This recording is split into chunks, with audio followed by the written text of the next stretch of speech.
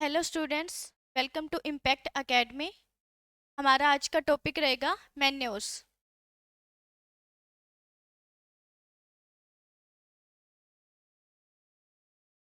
Manure से क्या समझते हो?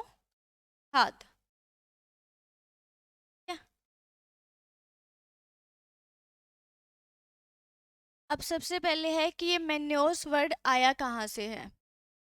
मैन्योर्स वर्ड आया है, ये फ्रेंच वर्ड है।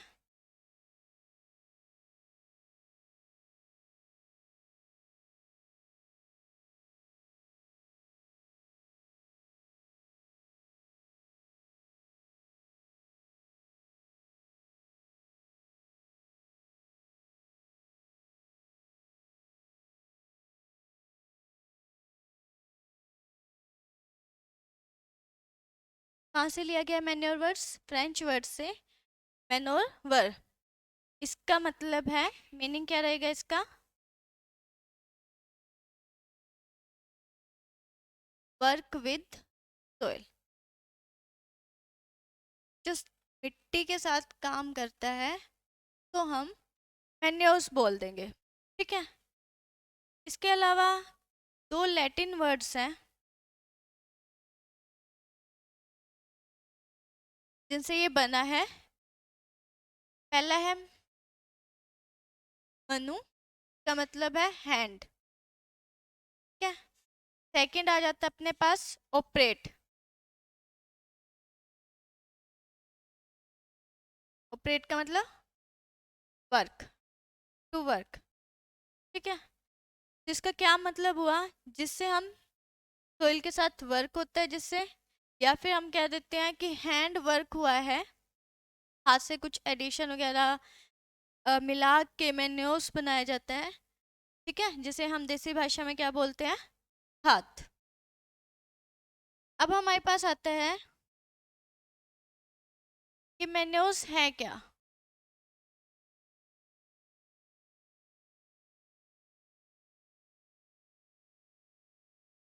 मेन्योस है क्या? क्या? ये क्या होते हैं? ऑर्गेनिक सब्सटेंस है।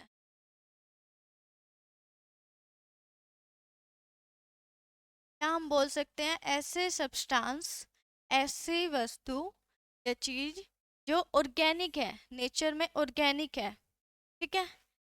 सेकंड इसमें क्या आता है? में plant nutrient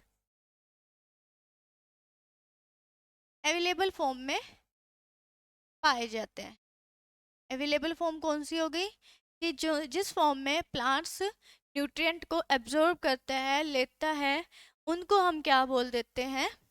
available form. Nutrient मतलब जो इन प्लांट को पोषक तत्व की ज़रूरत होती है एनर्जी के लिए, ग्रोथ के लिए, जिनकी ज़रूरत होती है प्लांट को, उनको हम न्यूट्रिएंट बोल देते हैं। ठीक है। इनकी कोई भी केमिकल कंपोजिशन नहीं होती है।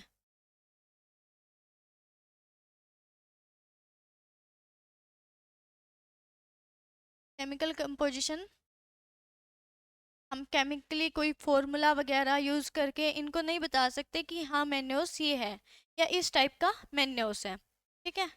तो इसमें जो प्लांट न्यूट्रिएंट है वो बहुत लो होता है, कम पाया जाता है एज कंपेयर टू, अगर हम बात करें जो हमारी फर्टिलाइज़र वगैरह होते हैं, उनमें क्या होता है? बहुत अधिक मात्रा में प्लांट न्यूट्रिएंट पाया जाता है एज कंपेयर टू मैन्योस। ठीक है। लो होते हैं जिसके कारण ये एकदम से इल्ड को इंक्रीज नहीं करते।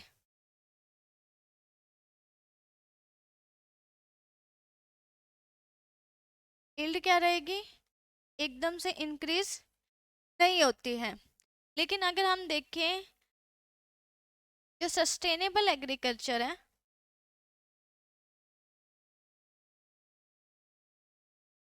एग्रीकल्चर हम मेनली सोइल का, अपनी मिट्टी का ध्यान रखते हैं कि वो अच्छे से रहे, ठीक रहे, फर्टिलिटी वगैरह उसकी बनी रहे, तो उसके लिए ये क्या है, एक बेस्ट प्रोडक्ट माना जाता है। तो हमने क्या देखा, मेन्योस दो वर्ड से लिया गया है, फ्रेंच है, लैटिन वर्ड है, जिसका मतलब है कि सोइल के साथ वर्क करना। मेन्योस किसे बोला जाता है, ये ऑर्गेनिक सब्सटेंस होते हैं, या फिर इन्हें बोल सकते हैं कि ऑर्गेनिक होते हैं नेचर में। दूसरा होता है इनमें प्लांट न्यूट्रिएंट अवेलेबल होता है, लेकिन वो एक कम मात्रा में अवेलेबल होता है। तीसरा आ जाता है कि इनकी कोई डेफिनेट केमिकल कंपोजिशन नहीं होता, कि इनका कोई ऐसा कोई फॉर्मूला नहीं है कि जिससे हम बता सके कि हाँ ये मैन्योस है। इल्ड पे इनका क्या इफेक्ट रहता है कि हम ये नहीं कह सकते कि इनको इस एक सीजन में डाल दिया और उसी सीजन में हमारी जो है इल्ड बढ़ जाएगी। ये लॉन्ग टर्म इफेक्ट देते हैं कि कुछ सालों बाद इनका इफेक्ट दिखाई देता है, जिससे मिट्टी, हमारी सोइल वगैरह है जो अच्छी हो जाती है, उसकी फर्टिलिटी वगैरह बढ़िया हो जाती है, तो हम कह सकते हैं कि ये सोइल के लिए अच्छे होते हैं। नेक्स्ट हमने क्या पढ़ा कि सस्टेनेबल एग्रीकल्चर के लिए ये बेस्ट है। अब जाते हैं नेक्स्ट पे, ठीक है। अब ये तो था मेन्यूज के बारे में। अब हम करेंगे क्लासिफिकेशन ऑफ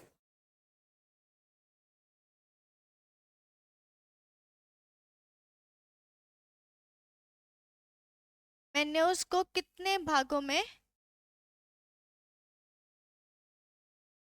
बांटा गया है, ठीक है। तो इसमें क्या आता है, पहला हमारे पास आता है बल्कि ऑर्गेनिक मैन्योर्स, ठीक है। नेक्स्ट हमारे पास आता है कंसंट्रेटेड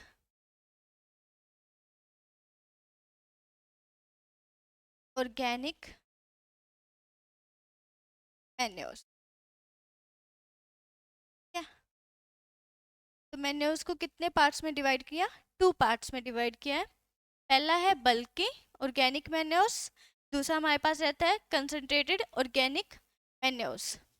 तो बल्कि से आप समझ रहे होंगे कि बहुत ज़्यादा लार्ज क्वांटिटी में इसको यूज़ करना पड़ता है, ठीक है। और कंसंट्रेटेड में क्या आता है, क्वांटिटी जो रहती है हमारी कम रहती है, लो रहती है, ठीक है। अब हम पढ़ेंगे बल्कि ऑर्गेनिक मैन्योर्स के बारे में,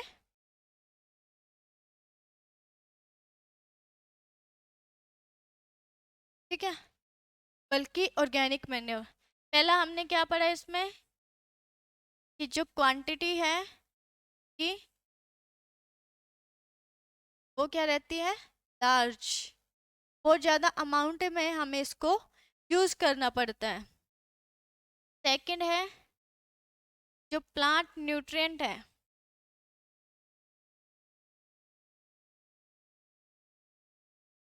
वो क्या रहते हैं, लो। मतलब इसमें क्या है कि हम क्वांटिटी ज़्यादा रहते हैं और न्यूट्रिएंट हमें बहुत कम मात्रा में मिल पाते हैं, ठीक है। थर्ड इसमें क्या आ जाता है कि बेशक हम इसको लार्ज क्वांटिटी में यूज़ कर रहे हैं, न्यूट्रिएंट हमें कम मिल रहा है, लेकिन ये सोइल के लिए क्या रहते हैं, इम्पोर्टेंट रहते हैं सोइल के लिए। अब ये सोइल के लिए इम्पोर्टेंट किस टाइप से रहते हैं, सोइल की फिजिकल प्रॉपर्टीज को इंक्रीज कर देते हैं, सोइल की फिजिकल प्रॉपर्टीज को ये इंक्रीज कर देते हैं। अब फिजिकल प्रॉपर्टी से हमारा क्या मतलब है, जैसे सोइल की डेंसिटी वगैरह हो गई, क्या वाटर होल्डिंग कैपेसिटी हो गई, वाटर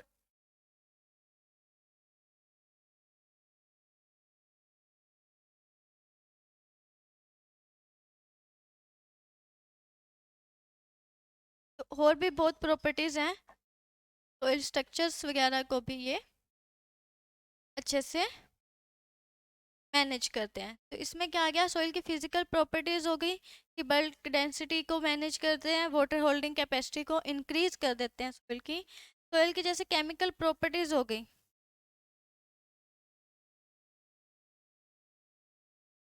केमिकल प्रॉपर्टीज़ को भी ये क्या कर देते हैं, इंक्रीज करते ही हैं, क्योंकि हमने क्या पढ़ा कि प्लांट न्यूट्रिएंट है वो लो फॉर्म में, मतलब कम उसमें अवेलेबल है अमाउंट में, लेकिन केमिकल प्रॉपर्टी तो इंक्रीज हो रही है, क्योंकि ये क्या करते हैं, स्लोली रिलीज करते हैं केमिकल्स को, न्यूट्रिएंट को स्लोली रिलीज करते हैं, न्यूट्रिएंट्स को। वो किस कारण, क्योंकि ये डिकम्पोज वगैरह होते हैं और उसके बाद ही न्यूट्रिएंट प्रोवाइड करते हैं। तो क्या रहा, बल्कि में क्वांटिटी लार्ज यूज होती है, प्लांट न्यूट्रिएंट की अवेलेबिलिटी कम होती है।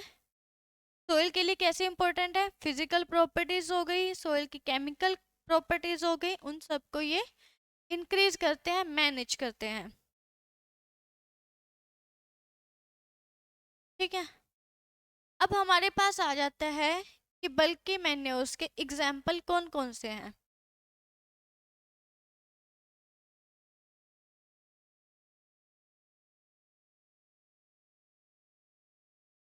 बल्कि ऑर्गेनिक मैन्योर्स के एग्जाम्पल्स कौन कौन से आते हैं। तो फर्स्ट हम एग्जाम्पल्स में ले लेते हैं FYM। FYM से क्या मतलब है, farm yard manure. Full form क्या होगी इसकी, फार्म यार्ड मैन्योर्स। अब फार्म से आपको समझ आ रहा होगा कि जो फार्म पे हमारे मैन्योर्स होते हैं उनको हमने FYM बोल दिया, फार्म यार्ड मैन्योर्स। फार्म से आप क्या समझते हैं कि जहाँ पे हमारे गाय भैंस कैटल वगैरह बंधी होती हैं, उनका जो भी यूरिन हो गया, डंग हो गया, उनको कलेक्टिवली हम क्या बोल देते हैं, FYM। की डेफिनेशन क्या हुई,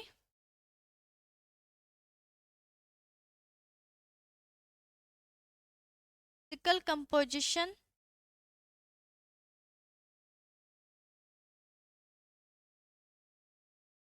ऑफ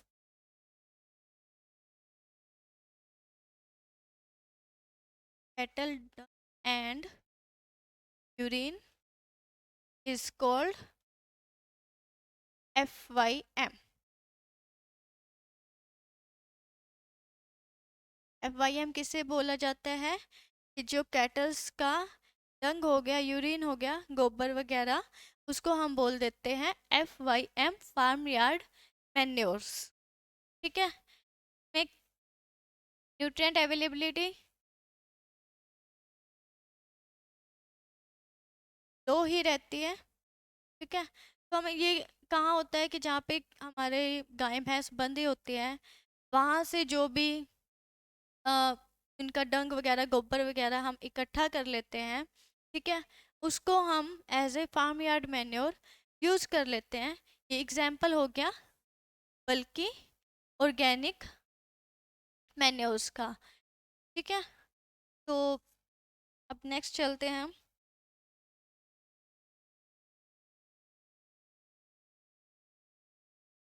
अब आता है इस फार्म यार्ड मैन्योर्स को कैसे कैसे प्रोसेस किया जाता है, क्या इसके मेथड रहते हैं। तो पहला हमारे पास आता है पित मेथड। तो मेथड में क्या रहता है, किलो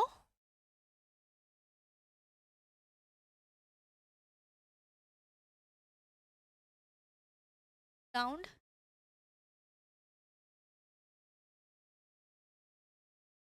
लेवल। ठीक है, तो पिच से समझ आ रहा है कुछ गड्ढे वगैरह, किलो ग्राउंड लेवल की ग्राउंड से नीचे हम कोई पित वगैरह गड्ढा खोद के ही इसको फार्म यार्ड मैन्योर्स को एज ए मैन्योर यूज़ करेंगे। तो इसमें क्या आता है कि पहले तो नॉन एब्जॉर्बेंट बेस लेंगे। अब नॉन एब्जॉर्बेंट बेस से क्या मतलब है? अब मान लो हमने एक गड्ढा खोदा और उसमें हमने ऐसे ही फार्म यार्ड मैन्योर्स को डाल दिया, तो उससे क्या होगा? वो सोइल में अपने आप ही डिकम्पोज होना वहीं पे स्टार्ट हो जाएगा, जिससे क्या है कि हम उसको फर्दर यूज़ नहीं कर पाएंगे। उसका मॉइस्चर वगैरह है वो सारा सोइल में ही एब्जॉर्ब हो जाएगा। तो इसलिए हम क्या करते हैं कि नॉन एब्जॉर्बेंट सरफेस उसका बना देते हैं, नीचे बेस बना देते हैं, साइडों को भी हम अब ऐसा भी कह सकते हो कि सीमेंट वगैरह से उसका पक्का फर्श बना देते हैं, जिससे क्या होगा? वो सोइल में एब्जॉर्ब नहीं होगा, मिट्टी में आगे एब्जॉर्ब नहीं होगा। ठीक है। उसके बाद क्या बना देते हैं? बंड बना देते हैं के चारों तरफ। बंड मतलब डोली वगैरह, जो डोलियां बनाई जाती है ना, चारों तरफ उसके एक डोलियां जिसे बोलते हैं डोली बना दी जाती है, बंड बना देते हैं, जिससे क्या होगा? जो बारिश का पानी है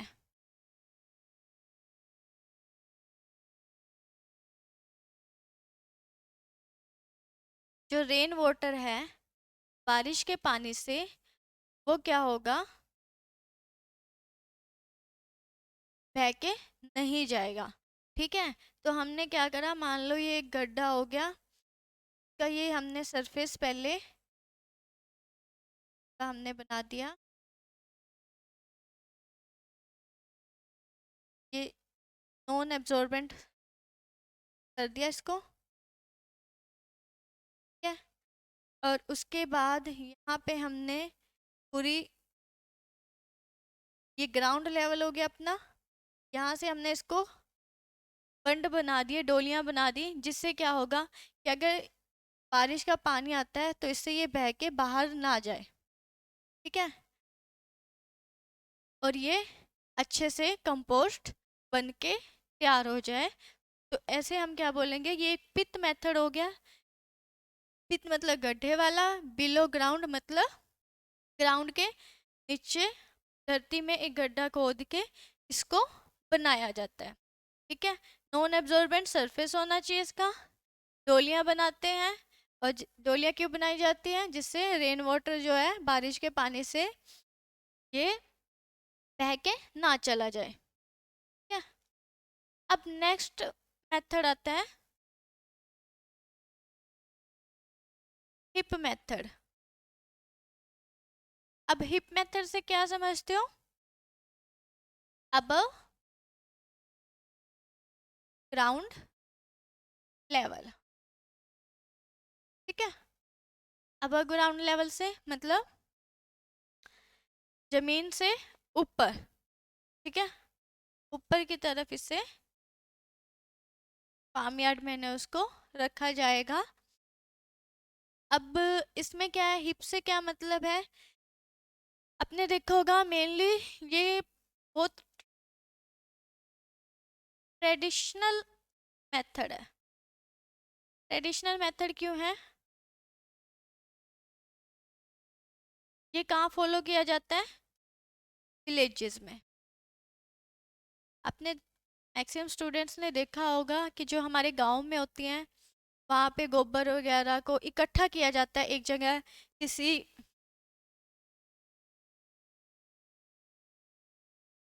ट्री शेड में, मतलब किसी एक पेड़ की छांव के नीचे।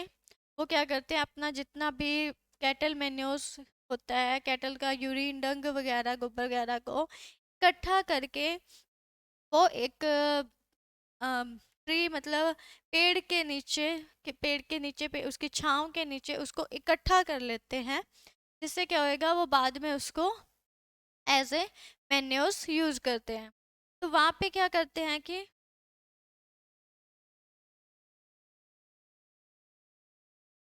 उसको कवर कर देते हैं।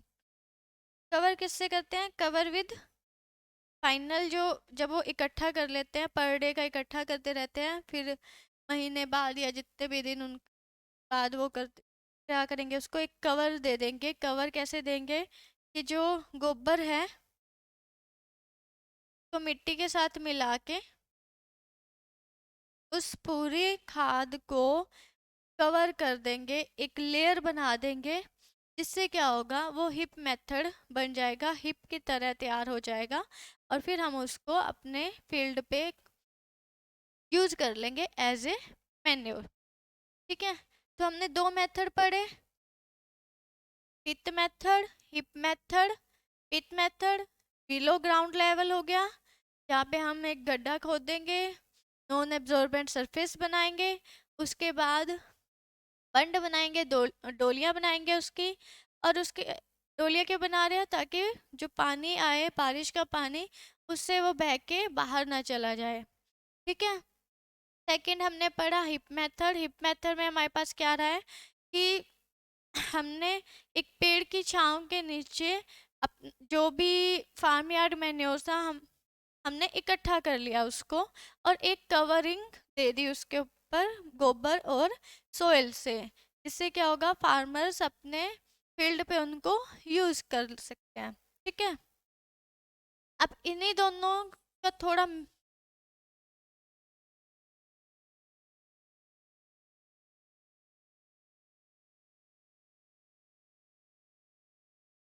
इन्हीं दोनों के मेथड से बन गया कवर्ड पिट मेथड। अभी पिट मेथड हमने पढ़ा below ground level, below ground हो गया।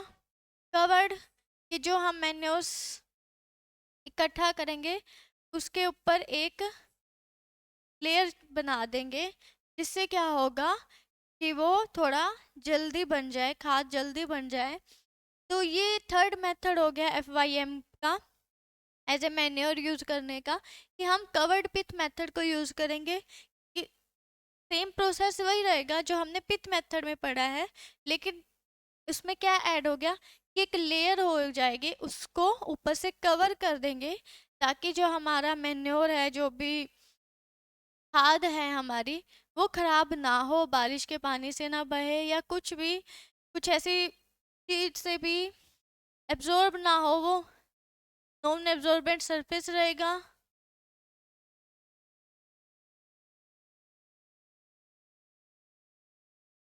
ठीक है, और ऐसे क्या हो गया, ये तीन मेथड हो गए हमारे पास FYM को बनाने के। ठीक है,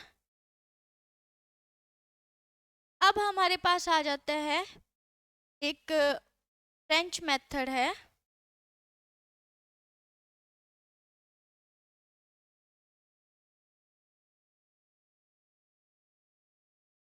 फ्रेंच मेथड किसने दिया है?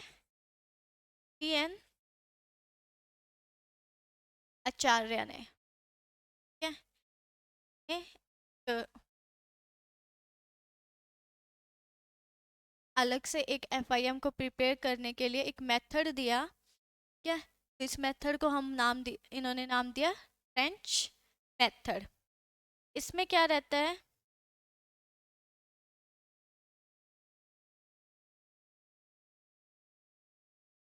20 से 25 फीट लंबाई रहती है,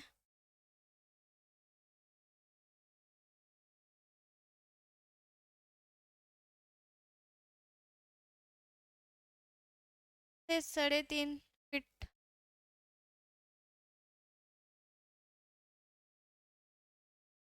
और 2 से 2.5 फीट। तो ये इसकी फ्रेंच की मेजरमेंट है कि LBH डेप्थ कहेंगे हम इसको, कितनी रहती है फ्रेंच मेथड में। तो इस मेथड में क्या किया जाता है, एक फ्रेंच बना लेते हैं जिसकी मेजरमेंट्स दी गई है, मेजरमेंट को इंक्रीज डिक्रीज जितना हमारा फार्म यार्ड मैन्योर्स होगा उस हिसाब से कम ज़्यादा कर लिया जाता है। ठीक है, तो इसके लिए क्या किया जाता है कि हम जो इवनिंग टाइम क्या करेंगे, जितना भी भूसा हो गया हमारा, जो काऊ का डंग वगैरह, गोबर हो गया, यूरिन हो गया, उसको क्या करेंगे, जो एक एज ए बेडिंग हम भूसे वगैरह को कैटल्स के नीचे डाल देंगे। ठीक है। उसके बाद जितना भी यूरिन, डंग वगैरह, गोबर उसमें एब्जॉर्ब हो जाएगा। उसको एब्जॉर्ब होने के बाद हम क्या करेंगे, इस ट्रेंच मेथड में, ट्रेंच में जो ये मेजरमेंट्स हैं इसमें हम डालते जाएंगे पर डे का। ठीक है। उसमें ऐड करते जाएंगे एज ए FYM मेन्यूस। तो ऐड करने के बाद हम क्या करेंगे, जब वो 1 या 1.5 फीट अबव ग्राउंड लेवल हो जाएगा,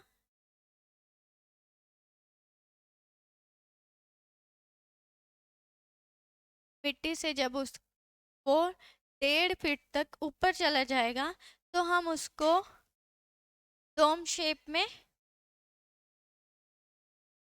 बना देंगे। ठीक है। डोम शेप में बना देंगे।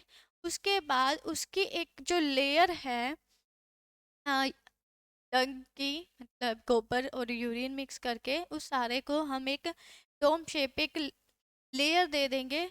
उसके बाद ये तैयार हो जाएगा। 3 महीने तक ये तैयार हो जाएगा। ठीक है।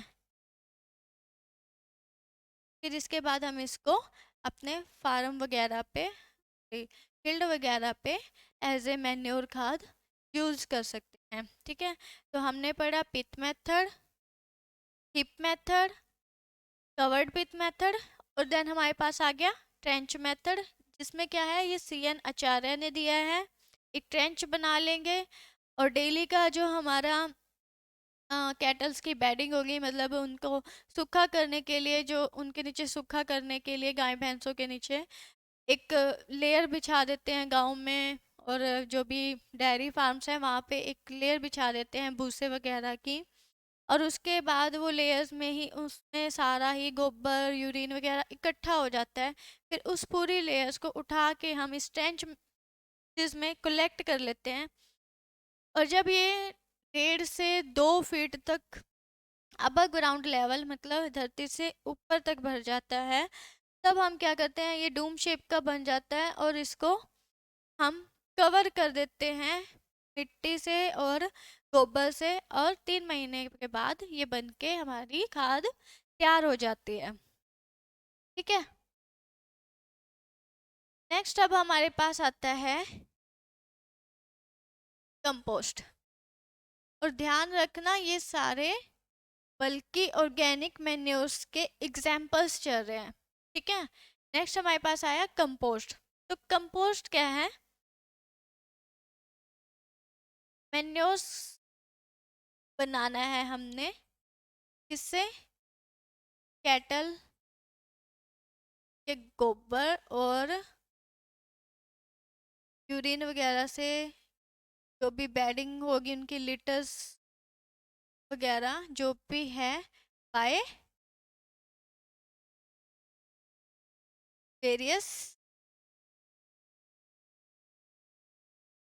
एडिटिव्स। अब ये क्या हुआ कि इन्होंने एक अदर मेथड डेवलप किया गया। क्या है कि हर एक मेथड की कुछ ना कुछ कमी रह जाती है। तो हमने लास्ट जो मेथड्स पढ़े हैं, ठीक है, हमने उनको स्टडी कर लिया, लेकिन उसके बाद देखा गया कि एक और मेथड आया कंपोस्ट का, जो उन मेथड से और भी बेस्ट है कंपोस्ट का। ठीक है, मैन्योर्स बनाने के लिए। अब इसमें क्या रहता है, बाय वेरियस एडिटिव से क्या मतलब है कि उसमें कुछ ना कुछ एडिशन कर दिया। प्रोसेस सेम है, इकट्ठा कर रहे हैं, वो भी FYM को इकट्ठा कर रहे हैं, जो भी मेन्यू बनाने के लिए डंग हो गया, गोबर हो गया, यूरिन हो गया, सबको इकट्ठा किया है। लेकिन उन्होंने क्या करा, कुछ एडिशन कर दिया, कुछ थोड़ी सी टेक्निक्स उसमें डाल दी, जिससे क्या हुआ कि जो हमारा मेन्यूस हमारे हमको मिला है एट द लास्ट डे, वो एक बेस्ट क्वालिटी का मिल गया।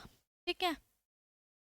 तो इसमें क्या होता है, इसमें भी पित बनाई जाती है, एक गड्ढा खोद दिया जाता है और उसमें ही को इकट्ठा किया जाता है। अच्छा, इन इसकी जो मेजरमेंट्स हैं ये डिपेंड करती हैं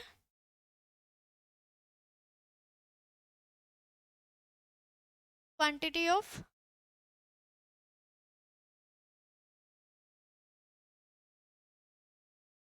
जो भी हमारा फार्म यार्ड मैन्योर्स डंग और यूरिन इकट्ठा हुआ है की क्वांटिटी पे डिपेंड करती है कि कितनी इसकी मेजरमेंट्स रखनी है। तो क्या हुआ इस मेथड में, मैं अभी बताती हूँ कि इन्होंने क्या करा। कंपोस्ट ही चल रहा है अपना, क्या होएगा, इस टाइप की किट बनाई जाती है जिसका ये सरफेस होएगा, अपर सरफेस जो होएगा वाइड रहेगा और बिलो सरफेस नैरो रहता है। ठीक है, तो इसमें क्या होगा कि चलो पहले फर्स्ट लेयर कर दी, यूरिन वगैरह और लिटर्स बेडिंग वगैरह को ऐड करके जो गाय भैंसों के नीचे रखा जाता है उनको ऐड करके फर्स्ट लेयर बना दी। फिर ये फर्स्ट लेयर हो गई। देन उन्होंने क्या करा, सेकंड लेयर में क्या डाल दिया,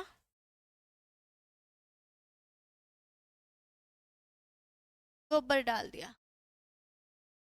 ठीक है, ऐसे करते करते इसको पूरा अबव तक भर लिया।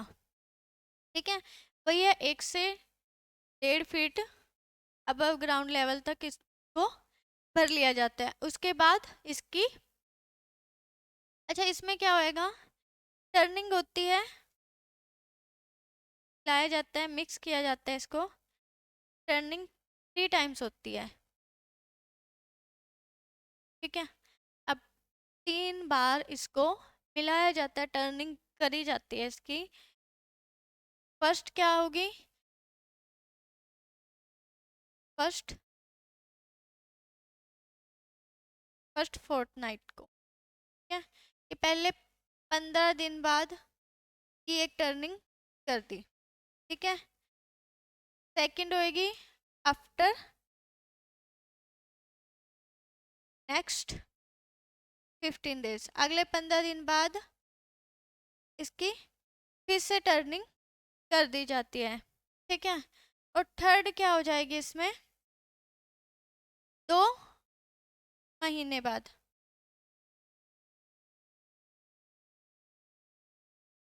आफ्टर 2 मंथ्स इसकी एक और बार टर्निंग कर दी जाती है। कि टोटल टर्निंग कितनी बार मिक्स किया जाता है, 3 बार मिक्स किया जाता है। पहले 15 दिन के बाद, फिर दोबारा फिर 15 दिन के बाद, और उसके बाद 2 महीने बाद इसको टर्निंग दी जाती है। ठीक है, और इसमें जो वाटर है, वाटर सप्लाई किया जाता है कितनी बार, 2 बार 1 दिन में। 1 दिन में 2 बार इसको पानी प्रोवाइड किया जाता है। पानी क्यों देते हैं, ताकि मॉइस्चर बना रहे इसके अंदर।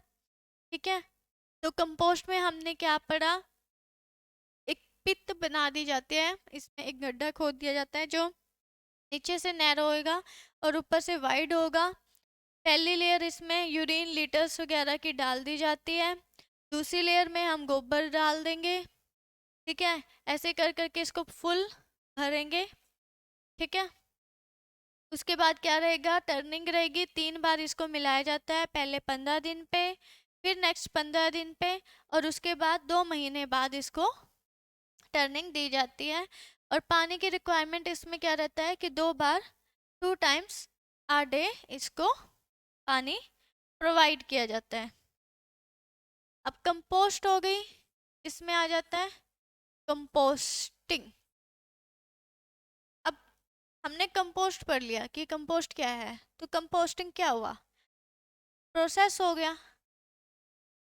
Process of making compost called composting. Simple सी बात है कि जो हम कंपोस्ट बना रहे हैं, खाद बना रहे हैं, उसको बनाने की प्रक्रिया को क्या बोल दिया जाता है? कंपोस्टिंग। ठीक है। अब क्या आता है, एक आपने सुना होगा वर्मी कंपोस्ट। वर्मी कंपोस्ट को क्या बोला जाता है? केचुआ खाद। केचुए की खाद, जो खाद केचुओं से बनाई जाती है, केचुए को क्या बोलते हैं इंग्लिश में? अर्थवॉर्म। अर्थवॉर्म केचुए से जो खाद बनाई जाती है उसे हम बोल देते हैं वर्मी कंपोस्ट खाद। ठीक है। अब हम पढ़ते हैं वर्मी कंपोस्ट के बारे में।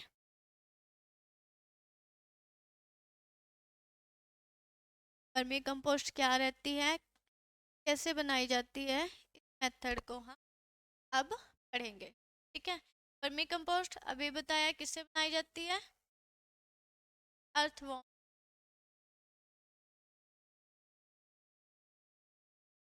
केचुआ खाद, केचुओं से ये खाद बनाई जाती है। ठीक है।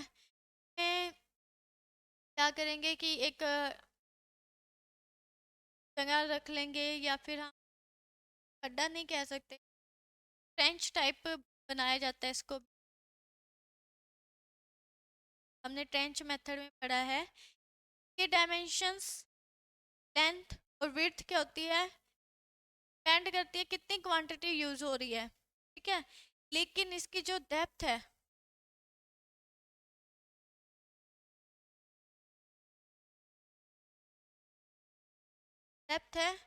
2 फीट से ज़्यादा नहीं। और इसका कारण क्या है कि जो हमारे केचुए हैं ना, वो मिट्टी में 2 फीट तक ही जिंदा रह पाते हैं। का जो लाइफ साइकिल है वो हम ऑयल में जब भी कोई हम वर्मी कंपोस्ट का कहीं भी देखते हैं, वर्मी कंपोस्ट का मेथड यूज हो रहा है, तो वहाँ पे डेप्थ है वो 2 तक ही रहती है।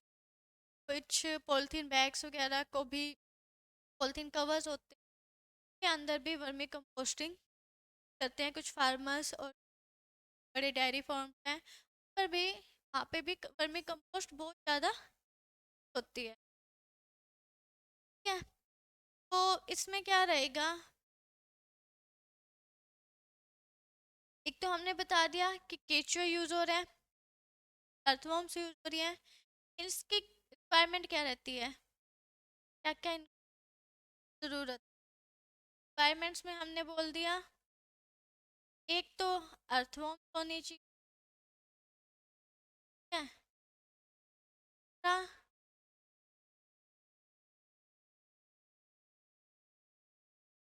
कैटल रंग वगैरह भी होना, जिनसे क्या करेंगे, अर्थवॉर्म वर्मी कंपोस्ट बनाएंगे। अच्छा, इसमें क्या रहता है,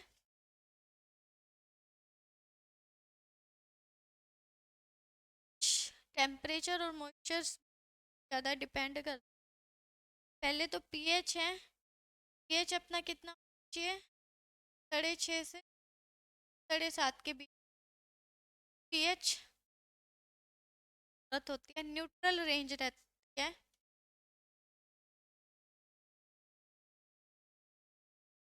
एरेशन हवा कितनी खास होनी चाहिए, 3% एरेशन का होना चाहिए। ठीक है। के बाद आता है मॉइस्चर रहना चाहिए, 70 to 75% तक मॉइस्चर की अवेलेबिलिटी वर्मी कंपोस्ट के अंदर। क्या पड़ा, वर्मी कंपोस्ट क्या है, केचुए खाद होती है, तो हम वर्मी कंपोस्ट है, अर्थवॉर्म बनाई जाती है। रिक्वायरमेंट क्या रहती है, अर्थवॉर्म्स होने चाहिए हमारे पास, गोबर होना चाहिए, कैटल यूरिन होना चाहिए। इसके बाद कंडीशन क्या रहेगी जो हमारे पास है कि पीएच है 6.5 से 7.5 होना चाहिए, जिसे हम ऑयल में न्यूट्रल रेंज बोल। एरेशन कितना रहना चाहिए? 50% एरेशन होना, मतलब हवा की प्रेजेंस। और मॉइस्चर, नमी कितनी रहनी चाहिए? 70 से 73% उसमें नमी होनी चाहिए। ठीक है। अब क्या आता है कि ये सारी कंडीशंस हमने में पढ़ी वर्मी कंपोस्ट में। अब हम बोलते हैं कि इसकी हार्वेस्टिंग कैसे करते हैं।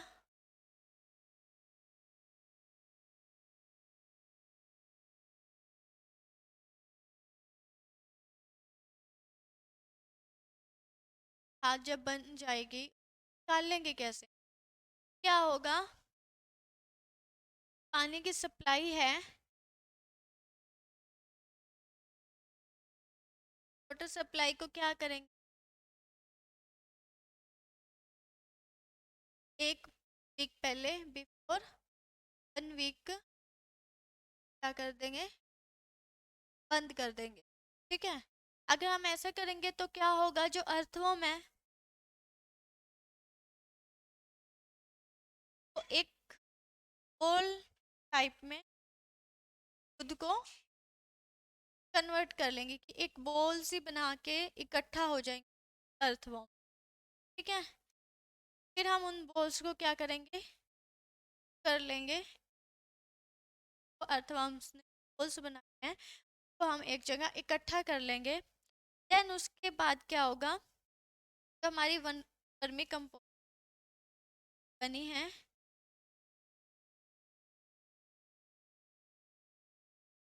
तो हम से छान के, छलनी से छान के किसी पॉलीथीन पॉलीथीन बैग वगैरह में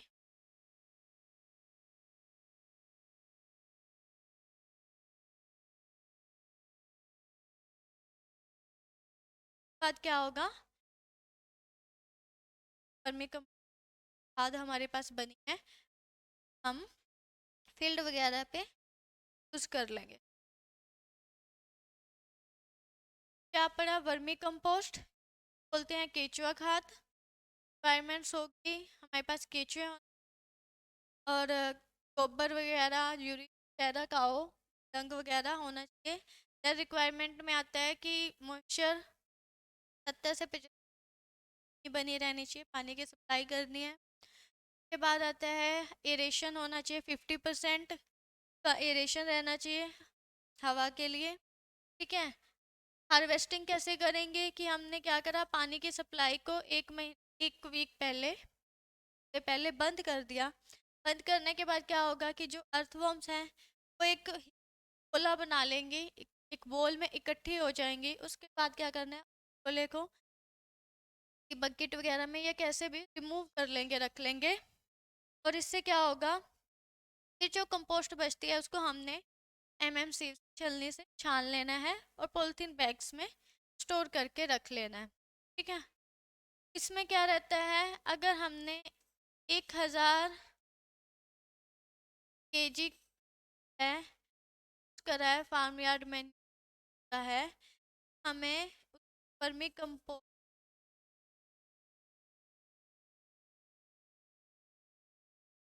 750 kg तक मिल जाती है। कि 1000 किलो अगर करा है, 750 किलो हमें as a vermicompost final product के रूप में मिल जाता है। अब आता है वर्मी कल्चर। क्या, अब वर्मी कल्चर क्या हुआ,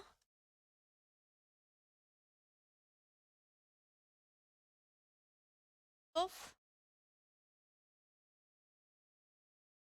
अर्थ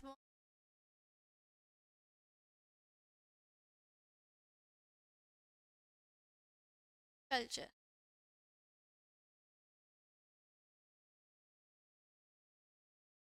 ये भी बोलते केचुआ पालन, केचुओं का पालना क्या कहलाता है, वर्मी कल्चर 1000 केचुओं है 1 किलो तक हो जाता है।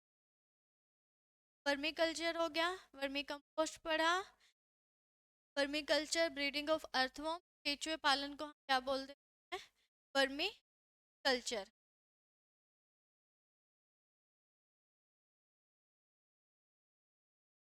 अब हमारे पास आता है मैन्योर्स। ये भी सैंपल ही है बल्कि organic manures. Green manures type के टाइप के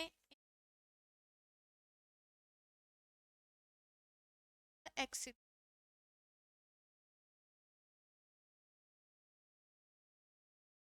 इन सितु में हमारे पास क्या रहता है कि ग्रीन मैन्योर,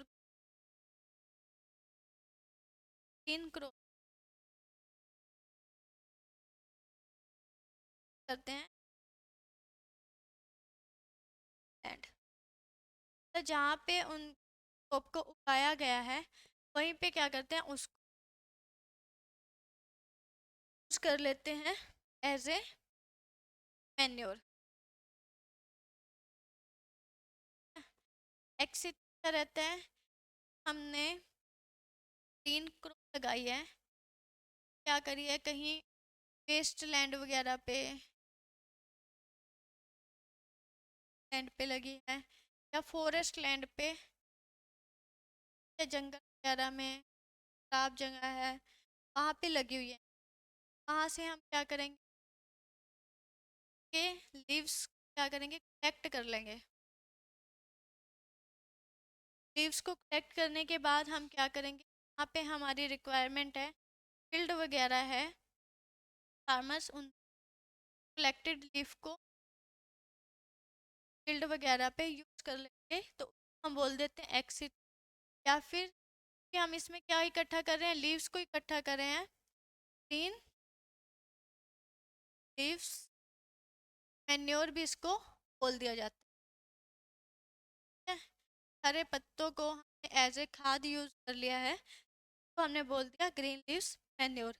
और ग्रीन उस इन क्या हो गया कि जहाँ पे उगाया गया है वहीं पे उसी सोइल में उस दबा दिया है एज ए मैन्योर। में आपने देखा होगा खैंचा वगैरह है, फार्मर्स हैं और उसको जहाँ पे जो फील्ड है सेम लैंड है जहाँ पे उगाया जाता है उसी में ही फीड कर देते हैं, दबा देते हैं, जिससे क्या हो जाएगी सोइल की जो प्रोडक्टिविटी है जिससे वगैरह पे भी अच्छा इफेक्ट आता है with time, passage of time. Time के जैसे जैसे टाइम जाता है वैसे वैसे इफेक्ट आता है। लेकिन हाँ सोइल के जो स्ट्रक्चर्स वगैरह हैं वो अच्छे हो जाते हैं, सोइल के लिए बेस्ट होते हैं। ठीक है, तो ये सारे जो एग्जांपल्स थे हमारे पास थे बल्कि ऑर्गेनिक मैन्योर्स। आ गया फार्म यार्ड मैन्योर्स कि हमने पिथ मेथड मेथड फ्रेंच मेथड जो एन आचार्य ने दिया है वो यूज़ करें।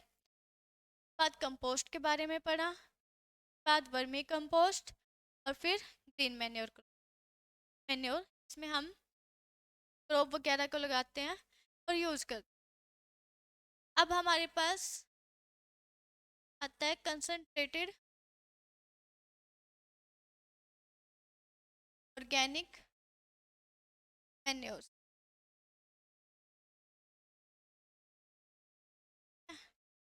हमारे मैन्योर्स में पड़े हैं उसका जो सेकंड पार्ट है कंसनट्रेटेड ऑर्गेनिक मैन्योर्स। फर्स्ट वाला हमारा था कि बल्कि ऑर्गेनिक मैन्योर्स, बल्कि में क्या रहता है क्वांटिटी बहुत ज़्यादा रहती है और इसमें क्या रहेगी स्मॉल रहेगी, स्मॉल क्वांटिटी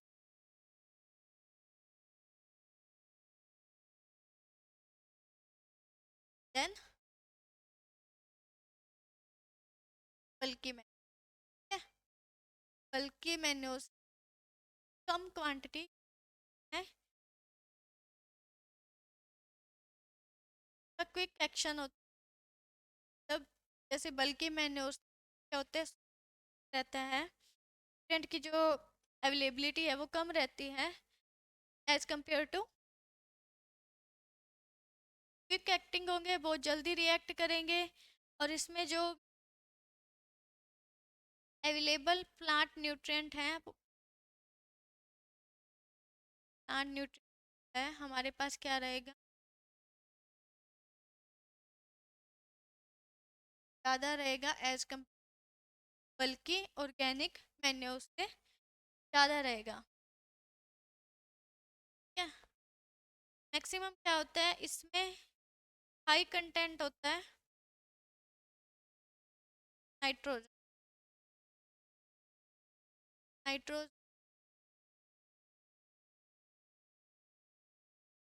ऑर्गेनिक मैन्योर क्या रहता है, बहुत ज़्यादा हाई कंटेंट रहेगा नाइट्रोजन का। सैंपल क्या आ जाते हैं इसमें, एक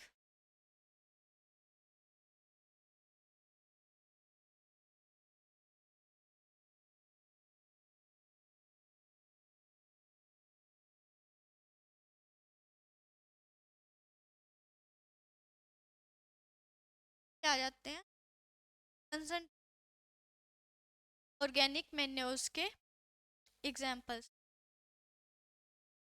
सेक्शन में हमारा रहा मैन्योर्स के बारे में, ऑर्गेनिक मैन्योर्स रहा। सेकंड हमारे पास रहा कंसंट्रेटेड, बल्कि में हमने डिफरेंट एग्जांपल्स पढ़े, कैसे बनाया जाता है वो पढ़ा।